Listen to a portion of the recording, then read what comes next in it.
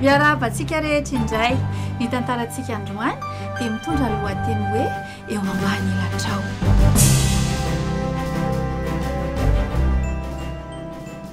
Mirehitra ny trano fanangonana amin'ny lolo. Tena kivo tanteraka ity piobo ity.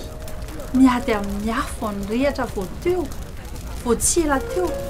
Ny tranon'omby, ny tranon'akoho, ny trano ipetrahana koa aza atahorana ho tratrin'ny afo. Tonga ny mpamono afo sy ny olona manodidina. Avy hatrany dia tonga nanambatra ny heriny. Maty any ny afo. Nandeha nijery ny manodidina ny toerana fiompiana ilay rangahy mpiompy satria nitaintaina momba ny biby hono izy fa tsy tratrin'ny afo akory ireo biby. Soa ihany. Aiza kosa ary ny nalehan'ny akoho fotsy sy ny zanany valo. Reto izy fisaka tato ilay akoho vavy sady mitolefika ny lohany, mangana ny volony, maty ity. Ningain'ilay rangahy ny elatrilay akoho efa tsy misy aina intsony. Ireo hoe zanak'akoho valo mitsorika ny voaka avy tao. Takatrilay rangahy fa nangon'ilay reny akoho tao ambany elan'ireo zanany rehefa tadindon'ny loza.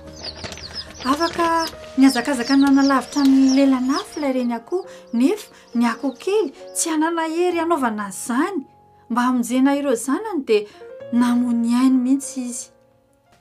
Manome ny ainy mba hamonjena ny ain'ny hafa, izany no nataon'i Jesosy Kristy zanak'Andriamanitra mba hialantsika amin'ny afon'ny fahatezeran'Andriamanitra.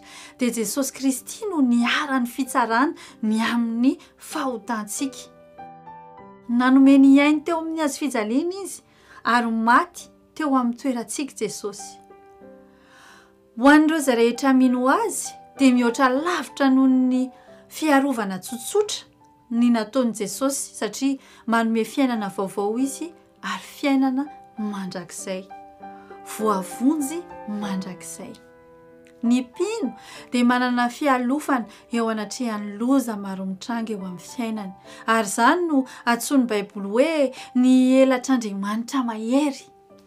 Noho ny fahotany dia hiara-ny fitsaran'Andriamanitra ny olona.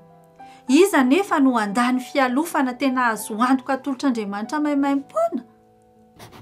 Endre ny hatsara ny famondraponao Andriamanitra ka mialika eo amin'ny aliko ny elatrao ny zanak'olombelona. Ony Salamo 4:3-5. Fa efa namonjy ahy ianao ary eo ambanin'ny aliko ny elatrao no iobiko. Salamo 3:7. Ary eo ambanin'ny elany no ialofanao. Salamo 4:7. Nahita izany fialofana izany ve ianao?